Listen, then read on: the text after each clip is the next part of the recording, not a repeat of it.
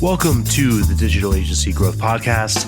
I'm your host, Dan Englander. Today, I'm very excited to welcome back friend of the show, Jon Tsourakis, who is a seasoned leader, marketer, and sales expert. He's the co-owner and president of Oyova, which is a national marketing and app development agency where he helps the firm identify and capitalize on new opportunities. He's also a huge proponent of helping others, whether that's through one-on-one mentoring or collaborating with top digital agency owners in the Digital Mastermind, where he hosts his podcast, The Climb. Also, the Digital Mastermind has a big event coming up in late September, which we'll talk about at the end. Jon, how are you? Dude, I'm better now that I'm here with you. Very good. Very good. I'm trying to get out of the habit of just making people regurgitate their backgrounds. So I'm not going to do that. Instead, I'm going to ask you, what have you been working on the last 90 days? Like, what's kept you busy since we last spoke?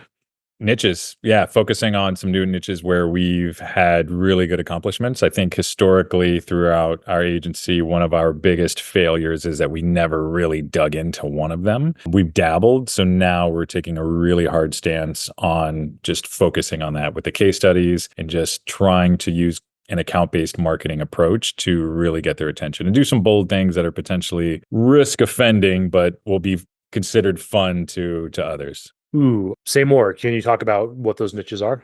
The niches, yeah, that we're going to focus on. One is logistics, and then we dig into like 3PL, 4PL. There's like 5PL now. So we've done some really cool things in that space. Yeah, we haven't worked with a 5 company, but we've done a lot with 3PL and 4PL. That's one of them. And then the other, it's kind of basic at this point, but it's legal. So we've done a ton of legal, but we've never really led with that. And we have a lot of legal clients, some knock on wood for quite a few years. So based on the things that we've done from a results-based perspective, we're going to dig into that and try to hit them from every channel that we possibly can. Yeah, that's cool. What did it take for you to kind of put your flag in the ground with those two? What was the There's two ways to open a door. One is just twist the handle and open it. Mine sometimes seems to be just ramming my head through it until I get through that door. And I believe it's the latter.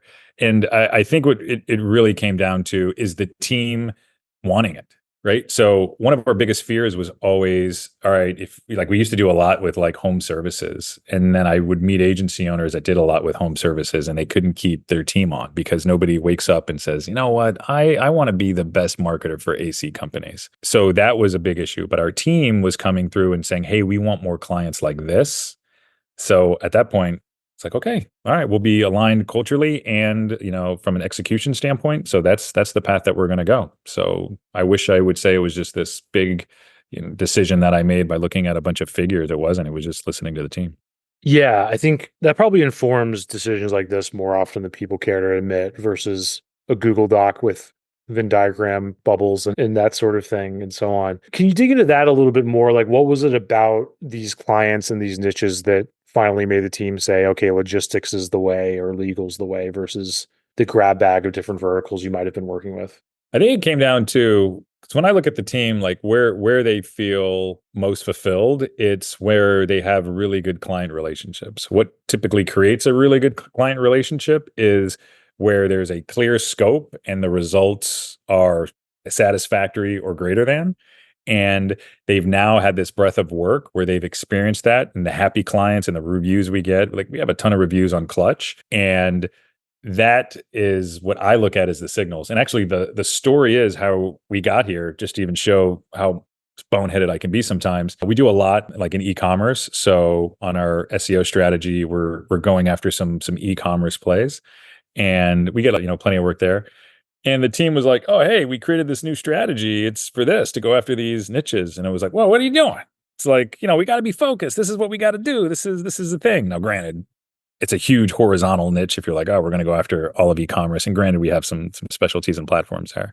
So that's where they were pushing back. And that's where we got into some of that dialogue. Like, all right, why do you guys want to do this? Like, why are you guys so passionate about it? Which just says like, all right, we did a really good job in hiring. We have a really good team. They're literally looking at the direction of the company based on decisions we should have made a while ago to push in that direction. So that to me is something that I'm grateful for. It's like, okay, all right. I mean, it's about time. Yeah, it's funny because like one of the common objections to specializing and niching is like, well, I don't want to get bored. I don't want the team to get bored. And then I was just thinking while you were talking, I'm like, what's not boring? Messing up projects really bad. Giant fires. staying up late, staring at the ceiling fan, wondering if the client's going to sue you or something. I mean, it's not very fun. It's pretty horrible, but it's not boring, you know? Right. That's true. Chaos can be fun. Yeah. Let's ruin some weekends, miss some holidays. Yeah, Now we're exactly. So it's talking. like getting to this systematized, more industrialized approach, right? To like implementing result. Being competent is kind of boring. It's kind of awesome though, because you have a successful business at the end of it. Yeah. And like you said, competence. Like when you're good at something, you tend to enjoy it more. Right. So, and that's the place that they're coming from, right? And we have a very white glove approach. So a lot of account management. And when you're dealing with those people all the time, sometimes you're going to conferences with them, depending on whatever that is. You want to know that you're doing the absolute best for them. And that also gives you that place of confidence. And then it just really solidifies a relationship. So that's where a lot of that's coming from. Yeah, let me go over like an ancillary objection people have to specializing. Also, they have it to our group. You know, we're teaching different agencies how to do outbound, and it doesn't come up as much anymore. But at one point, like people would be like, "Well, are my competitors going to be in the group?" And I was like, "Look, you're not going to get that far if that's the biggest thing you're worried about, because there's just so much opportunity, and also like logistically, so many agencies have so much overlap at all times that if we price this on keeping your competitors out, it would be unaffordable. Like you would never pay us that amount. Mm. And it's just, and ultimately, like if you want this, if you don't want to share stuff, you don't have to. We're not forcing you to, but you should, because you'll get more out of it than you give. But anyway, how do you think about navigating that issue? If you have, you know, a logistics company on the phone, how are you dealing with that? Insofar as the sharing piece, just want to understand one. No, just the are you going to work with my competitor sort of objection writ large. Yeah, I think ultimately it depends on what seat you're in because everybody thinks they have some type of a special sauce, even with the agencies that you have in that group, right? They're like, oh, there's something that makes me unique and special. And when they don't realize that there usually isn't for the most part, it's just based on what you can do. And people will just reference what you've already done to be able to see if that is going to work out in the future, speaking to competency. So in that case, if we're doing like a web dev project and it's something that's very technical, at that point, it's just having a conversation saying, hey, look, it's like telling an AC company that's going to come in here that they can't do something because they were in your office and they're going to share secrets. There's nothing that you're really doing that we would be able to share. We're not getting into your files, so to speak. Now, granted, if it's a large enough account, we'll sign exclusivity. That makes complete sense. But even in legal, like that question doesn't even come up. And truth be told, all of the companies that we worked for thus far, that hasn't come up. So in that, I think it's just a discussion. And then, of course, we honor whatever NDAs we sign if there actually is something that they really want to protect. But I think on the forefront, anything that we would have would be communicated anyway, right? And that's something that you should, you know, what they believe a competitor would give their left arm for is probably something that you should share from a content perspective. Right. Yeah, I've seen that as well. And I also feel like there's sometimes this catch-22 dynamic where like a company wants you to really understand their space and be specialized so that you can be competent. And then it's kind of hard to then say, well, also you can never work with any competitor. So that Yeah, must it be locks up. Yeah. And most of the time when we lose deals, it's because somebody has a hyper niche focus. We lost a deal to a pretty large commercial real estate company. And the reason that we lost was, oh, hey, this company is highly specialized in that space. I was like, all right, that sucks. Holding all things constant, you know, they told us that's why we would have won, but we typically get that answer, whether it's hotels or any of this other things. Yeah, for sure. I think I'll keep doing the devil's advocate thing against niching because it's interesting. Another one is like we've chosen not to niche so that we can develop an outsider's perspective that these companies wouldn't have. Oh, yeah. Think about that one. Dude, I've been using that for 20 years, bro. Yeah. And that's, Maybe I got that from you, actually. I think yeah. that's probably where I last heard it. Not an I don't know. exclusive. I mean, I feel, too humble to take credit for it. But yeah, no, I've been using that for a long time. And that also is a competitive edge because when you see all of these different problems in tons of different industries, we borrow them for all the time. Where we're like, oh, hey, we saw this over here. We're going to use this over here. And I think it also depends on the focus of the agency. We're not 100% getting rid of any other business that came our way just to focus on these areas. This is just a focus from a marketing standpoint based on the expertise that we have. I've heard horror stories of people saying, you know what, we're only going to work with outgood stores now. We're not taking any other business. And, we're burning all our ships. And dude, like they literally burn their business. Like, because at the end of the day, if you're going to work in specific spaces, especially fun spaces, the competition is so high, right? It's like why they give minimum wage jobs at like fun places to work, whether it's theme parks or zoos. Yeah, everybody wants to work there, right? They're not going to pay you that well. And it's the same thing in certain spaces, regardless of how good you are, unless you have this huge portfolio. So I think there's a lot of truth to that, right? Where you can take a lot of that different perspective. But I think there's also specific industries that you could say, hey, these are our specialties. So you can always have that as a component. Yeah, makes sense. I think that one concept, there's this concept of ergodicity, which I'm not a huge expert on, but it's like this economic concept I where don't know what that means. I've never even heard that word. it's kind of like, to oversimplify it, it's kind of like, are you hedged to the market? And are you stuck on the roller coaster, or do you have something that's kind of hedging you against being on that roller coaster? One example is where they have, what is it, the Soup Man and Baskin Robbins or whatever will often combine forces. So in the summer, when nobody wants soup, they can sell ice cream. And in the winter, they can sell soup, right? They share the cost. Maybe they've even combined businesses at this point, but that's kind of the concept. Do you think there's any element of that to logistics with legal, or to some other, like if logistics is down, could legal be up, or is legal just always doing its own thing? I don't know. So this reminds me of an M&A conversation I just recently had with a friend. And I was talking about like, all right, hey, if we're going to acquire another business, we want cross-pollination, right? We want to be able to, sell them our marketing services and our app and web dev and so forth. And he said, that's one outlook, but I believe that's the incorrect outlook, right? You want something that is going to be completely over to the side, that's going to be a division that there may be cross-pollination, but that's not the initial strategy, right? So if you buy something where it's a completely different client set, you now become a less risky company, because what may affect your other divisions in that market, this one can stand alone and your company has more value with that. So looking at that within industries, I would say that that would be a like perfect scenario to be able to align those, and where you become this very almost integrated scenario in the way that you would, cross-pollinate those.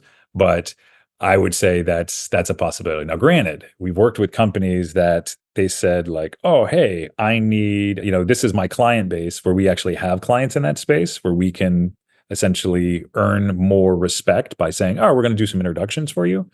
But yeah, I wouldn't say based on our portfolio that we could even instrument something like that effectively. Doesn't mean it wouldn't organically occur where we'd be able to see that horizon. Yeah, and I think you kind of hit on something too that I was talking about when I did this workshop on agency biz dev hiring, where Rolodex alone is usually something that's overvalued. If that's like the H1 that somebody's talking about in their pitch, it's probably something to be skeptical of, I think. Oh yeah. There's a difference between saying Rolodex and like our client roster. Here are people with skin in the game that have done certain things, signed certain agreements, versus just Rolodex. Yeah, and that's something that is just over on the hope wagon, because it's just that we might be able to do all that. There's nothing that you can back that with data, right? There's so many different other components that are in there to say, oh, all right, well, this person's going to potentially introduce us into these. It's like buying an old email list. Yeah. It may or may not work. So yeah, that is something I would probably be very skeptical of. Yeah, and it's also one of those things that we see agencies kind of over-indexing on a lot with a new business hire. Like, well, we've seen agencies able to make that hire without even the plans to really make a new business hire, because somebody comes out of the woodwork that has that Rolodex. The book of business. The book of business, right? And it's like, usually it doesn't pan out at all. But then even when it does pan out, it's like, well, then what? What comes after that? Rolodex is expended. Yeah, I think there is value in hiring a BDR that is proven that they've won accounts, right? Saying, all right, and especially if it's the accounts that you want to sell into, saying, all right, hey, I got these types of accounts and it's of this value and this is what I've done. I say there's a lot of value in that, rather than trying to train somebody up. But with that, to think that somebody's going to leave one company and bring over all of their business from another, that to me is, I think you're looking at the character of who you're hiring, because why wouldn't they do that to you? Why are you the exception? So I think that's one negative. And then also, like you said, the probability of them even closing all of that business is pretty minimal. So you should not base your plan or the revenue they're going to bring in based on that. Right. It's more like, do they have the competency and the skills and the integrity to slot into your system and then be successful in it, Totally. inventing your new business system out of thin air, right? So I think that's big. With that in mind, can you talk a little bit about how you guys do sales, like what the team looks like these days? It's been a while. And So we have 3 people that assist, and I still deal with a lot of sales. It's just something I love. It's in my blood. And so, yeah, so there's 2 account managers that also assist with sales. Leads come in, essentially vetting those calls, making sure that they're essentially meeting our conditions of satisfaction. And then at that point, we go through our sales process, which is essentially understanding what we're going to scope, clearly communicating it by the hour so they can see that, getting them to agree that this looks good so we can get a signed proposal, and then firing that bad boy over to get it signed. And then we also have a sales assistant that writes email copy, finds specific targets that we want to go after. And then at that point, we're now going after these niches that we're targeting. And we also have, some other outbound and of course our inbound marketing channels that pull those things in. yeah, that makes sense. Over here, we've had different versions of the quote unquote sales team. Now I'm largely back in the seat because we kind of revamped our whole offer. And I also wanted to get our lead flow back up to support a salesperson. We were kind of at this baseline that was good, but not quite good enough to support another sales hire. So I'm back in the seat, and I'm not hating it as much as I once did. You have the context of comparison, saying what you were doing before and then now what you're doing and somebody else doing it. Yeah, exactly. And there is a lot of learning that goes from being in the sales seat. So like I'm trying to put out content every day and create a lot of this stuff that is happening much more easily from being on calls. Yeah, you're putting out great content. Anybody that's listening to this that's not engaging with it. I mean, you got some really good stuff, really good perspective, very, very well thought out. Thank you, sir. And I can tell you a quick story about a buddy of mine. His agency is quite large. It's, just under 50 million. And he had a VP of sales that is only closed like 2 or 3 deals. That is a fraction of his salary. So he said, all right, he's like, I'm going to jump back in this and I'm just going to see. I'm going to compete with him or whatever. And he was able to drum up millions of dollars in sales out of, like 5 deals, while this person has literally done nothing. And he did it by just working the process. So, all right, is it the person or is it the process? And he clearly discovered, no, this person is no longer a fit. So he's in the process of trying to move that person out. So I think there's a lot of people, the dream is ever like, you'll see, especially with a lot of smaller agents, like, oh, I want to get out of founder-led sales and I need to move out of that. And there's this ego thing that's attached. I just want to hand that over to somebody. What they don't understand is there's CEOs of multi-billion-dollar organizations. There's agencies that are doing, just under 50 million and above that are jumping right in that seat because it is one of the most important functions of a business. So when it's treated that way, things tend to go much better than not. Yeah, and that sounds like a healthy way to answer that question, whether or not you have a system problem or a person problem. And that's what we tend to see a lot is like a lot of the times agencies will make that decision either emotionally, positively, or negatively. Positively, we just had this huge year, cash windfall, let's invest in salespeople. I don't really want to be on sales calls anymore. Or negatively, I'm really stressed from being on too many sales calls. These RFPs didn't go my way. It's been rough.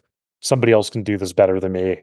And then there's this abdication that happens when usually like most decisions, the right ones happen when it's kind of like in the middle where you have the pendulum swinging like in the middle. Yeah. And I think also people will look at themselves not realizing that there's like cycles and seasons, even for like a human, right? So they're going to put themselves at like, all right, this is where I won most of my deals. That's my standard. When that's not necessarily their standard, that might be their average, right? Or that might be the apex. It just really depends on where they're at. So you're going to hit lulls and whatnot just based on your ability to deliver. So setting realistic goals rather is very helpful. So that way they actually don't think that they're failing. It's just, all right, this is your aptitude. This is your ability to deliver in here. Yeah. And I think tied to that is this idea of like, if you went to the doctor, you would get your metrics or whatever, your vitals read, and then you would have a baseline for you.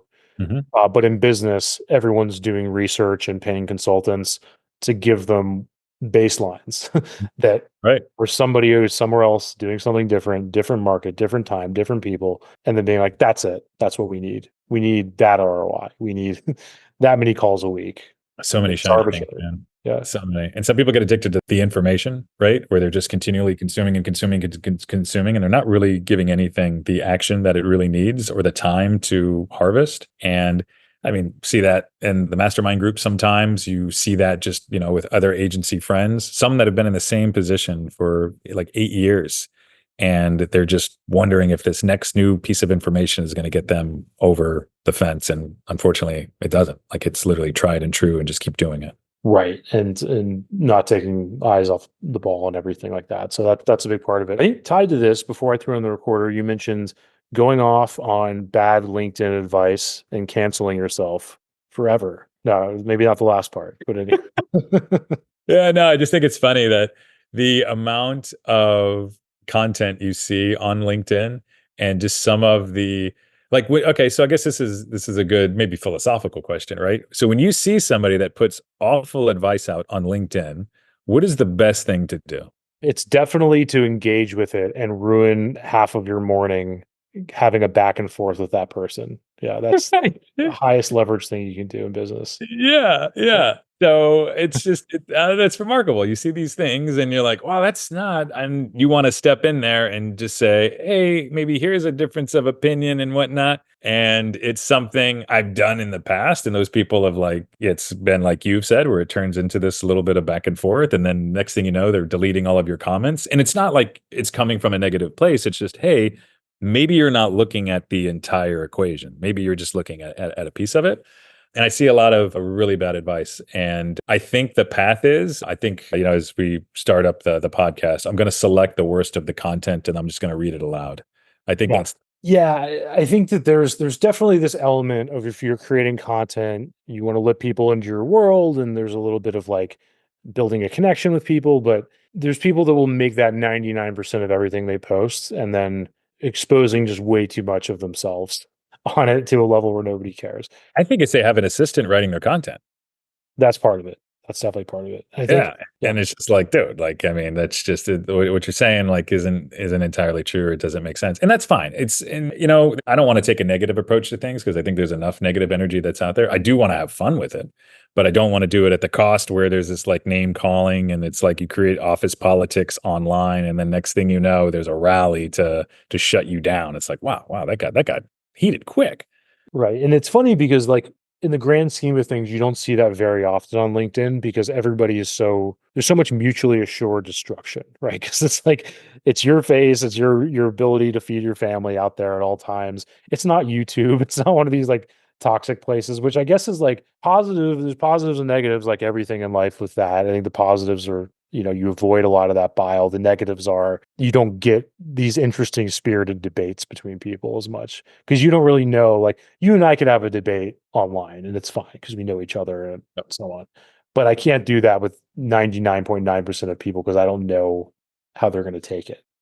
Don't know how they're going to take it. There's no anonymity. So it's like they're standing in the room, which I think is a good thing with no anonymity. And maybe that's the evolution where a platform like LinkedIn can go next, where there actually is healthy debate. But I think that's asking a lot of just humans and the nature that we have in general.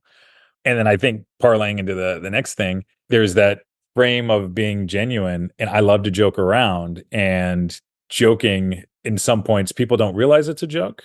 Right. And then you want to put something out there that's like that. And I don't think that's necessarily the best platform for it, but it's the only one I'm on anymore. I got sick of all the others, and business is a big part of my life. So I think that's something I hold back in creating content or even posting comments because I'm like, that's going to be taken the wrong way. That's going to be offensive. So I'm trying to find, this is me just being super, open about it, trying to find the happy medium to having fun, being genuine, and actually maybe creating something of value.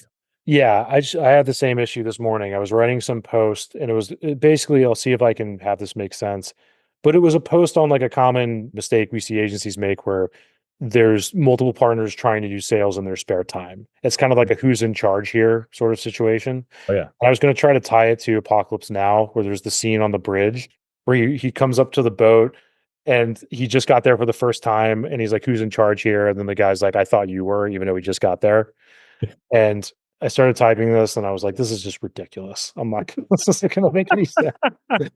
And it was like, if it was, Instagram or something, maybe it would have flown, but I Yeah. felt it was too much But for I think because like at that point, it's like, where are those risks? Are those the risks that we should take, right? Because I think you were even saying something like, yeah, with podcasts, create 100 and then judge yourself based on it. Is it, do you create, 100 with movie references that may be obscure to others and then judge yourself on it? Yeah, I don't know. Like I've definitely created 100. I don't know if I've done a good enough job going back and judging myself based on them. If I out of sight, out of mind. I mean, here's the thing: is like I think that you're probably more right to press publish just because it's gone so fast. The level at which it would have to be bad to actually have a negative effect on you is pretty bad. But I don't know everyone that's listening, right? I don't What's crazy though is there, and this is maybe the thing that scares me is because we live in these like bubbles and there's a certain filter that you have. And it's just normal stuff, right? It's nothing that involves like hate speech or anything. know. And then one day you say something and you're like, dude, like that was out of line. Yeah, you went too far. And you're like, I had no idea. You're in this place with that. So I guess maybe that's just that fear piece that like Gary Vee and all those people talk about. Cause I'll get in a rhythm. I get in my own like season. I'm like, all right, yeah, I'm posting something like once a week. And then next thing you know, you get into your head and you're like, and you will really want to explore and have some fun with it. And you don't. I feel like I need to make a testament here. It's just like that I'm going to go crazy. Well, I mean, the one issue I have is that I think that this top of funnel content in general, where you have like no time to really get much done, and really people aren't going to go to that to solve the how problems. They might not even solve the what problem from your like little post that they're scanning through over coffee for 5.3 seconds. It really has to be focused on pain. It really has to be focused on like the thing that people are struggling with, at least in my experience. And I think one issue was like I used to go into the how. I used to feel like every post had to solve every problem from soup to Mhm. nuts, like all the way down to where do you go to buy the data for the email campaign or something. And that was just ridiculous. But I think as a result, a lot of what I talk about now is it feels sometimes in my own head and maybe beyond that, I feel like I'm just beating people up too much for stuff Mhm. when I don't mean to. Yeah. Like you're talking at them. Right. Or I'm just saying like here like this person over here did it wrong or something like that. But the thing is at the same time we talk to and work with lots of other agencies that are impressive beyond belief and have really figured this stuff out and teach us new things every day. So I try to get that in there too.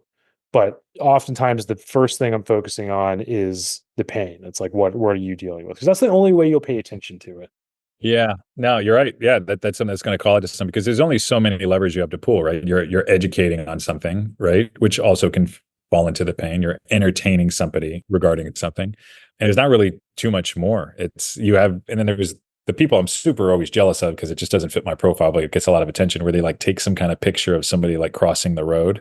Yeah, and they're like, "Oh, do you think this is a good person?" And I'm like, "Dude," and it's got like 100 and something thousand likes. I'm Yeah. like, wow, like that works for what? I don't even know if you're just trying to get engagement. But I think circling it back to where you're trying to get everything in, what I always try to do is write the most succinct message possible that will get some form of engagement. And to me, that's maybe why I put too much pressure on myself. Because if I write something too long, I just start going all over the place, probably like I have for the last 30 seconds that I've been talking. Right. So it's just very short, snippy, punchy things is what I try to articulate. Yeah, I think so too. I mean, I'm kind of an old soul, and I don't really take pictures in the wild very often, other than like personal, family stuff.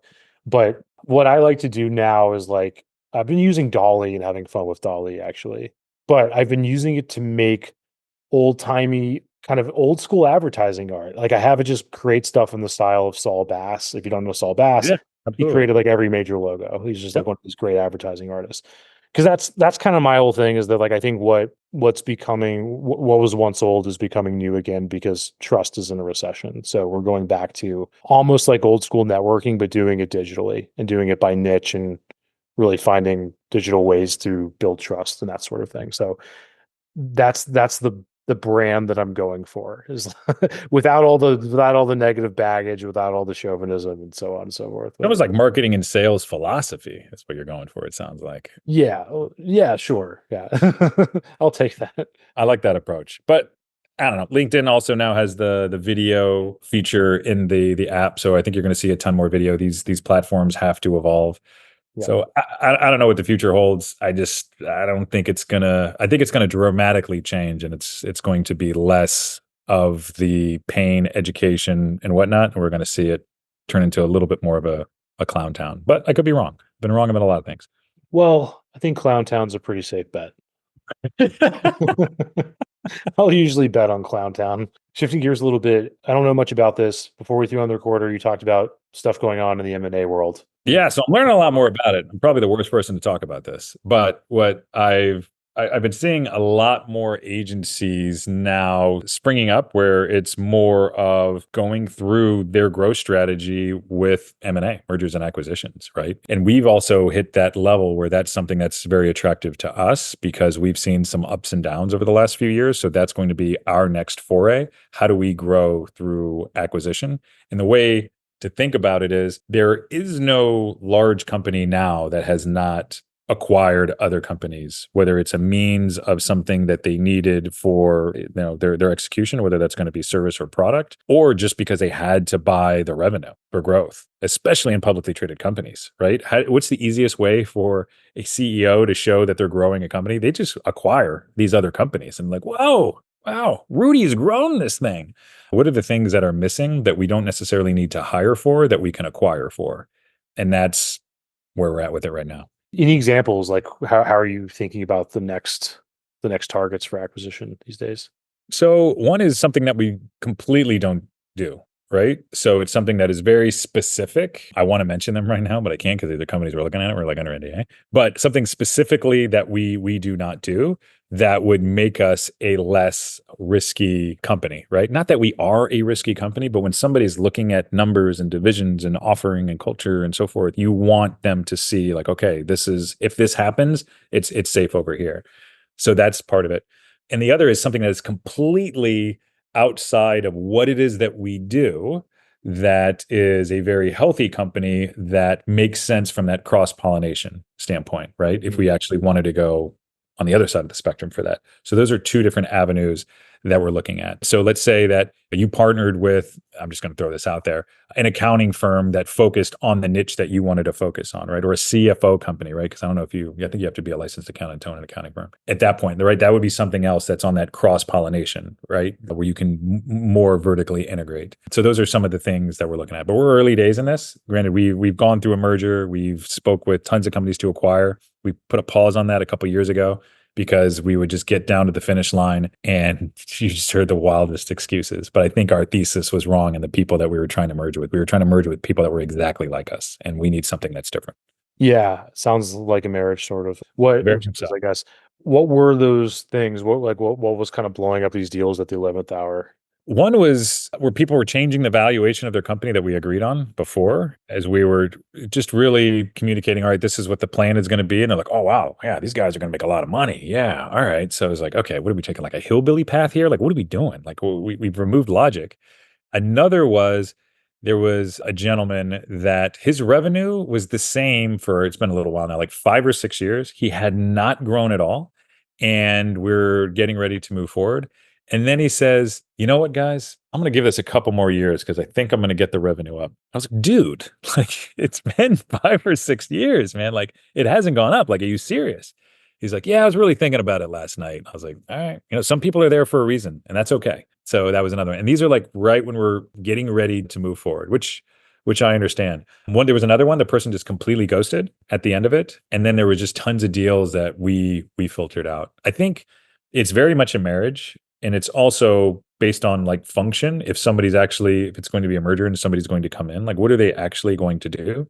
Or you're looking at, all right, if you're going to buy somebody out, like I think the important question agency owners need to ask themselves are like, what are they really paying for? If they're just buying that book of business, then just carve that out, buy that book of business if that's available. If you're not going to get it in that business, find it somewhere else. If you're just trying to buy specific talent, then all right, weigh out what is it going to cost us to hire this person. So you really need to understand what it is that you're paying for. And we've done a good job at figuring that out and asking ourselves that question. Next is just actually making some mass acquisitions to see what we can do. Yeah. And what's the process look like? Are you doing this yourself or going through brokers, or how's it playing out? So a little bit of ourself right now. We're speaking with some others that are brokers. I have some friends that are brokers. One of them used to be an agency owner, and they're really good at what they do. My issue that I have with the brokers is that it's like going to look at a house, right? You're walking through there like, wow, there's not even a scratch on this floor. Look at this floor. It's like, I don't care about the floor. I'm not buying the house for the floor, right? So I feel that there are these things that are injected and inserted that can become obstacles and distractions for somebody to try to shine and butter something up. So that's one negative. The positive is that they have a network, they're working these deals, and they're trying to bring them to you. But when they're sitting in between the scenario trying to broker the deal, I feel like you have to do a little bit more due diligence and making sure that you're looking at things that may be hidden, that because somebody's packaging this thing up to hand it to you. So if you could actually make the one-on-one yourself, I think that's a much better scenario. The problem is there, and where I'm at, just to be completely candid, is learning the things that I don't know yet, right? There's going to be some ignorance play. So at that point, it's having a lot of people that have done these deals, especially in the mastermind group as where I can lean on them to figure out what it is. Right. That makes sense.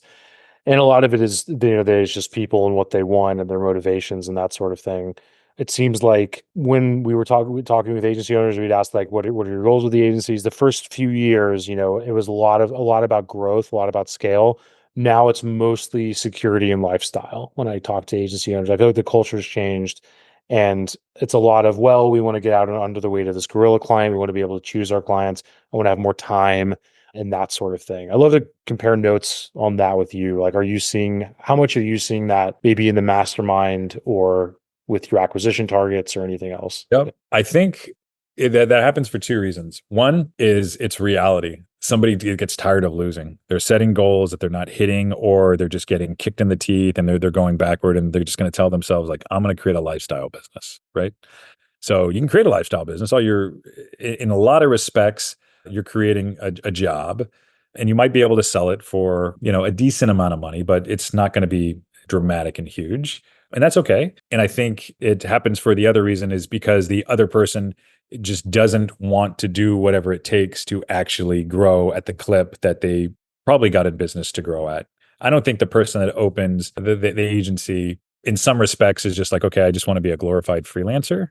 And that happens. The problem with doing that is you taking on so much risk. And if you can take some other actions, you can create a sellable company. There's just things that you have to do. And there's, like 12 different points that if you connect, I mean, there's like niche is one of them, having, a really steady sales process and, inbound marketing and so forth. There's these things that you can do.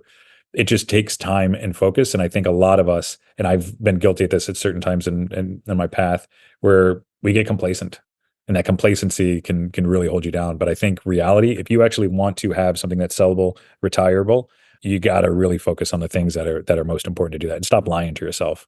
And we all do that at times. Sometimes it's a good thing, but most of the time it's not. Yeah. And if you do want to be a freelancer, there's nothing wrong with that, because there's freelancers that can be very successful, but they know it and they own it versus.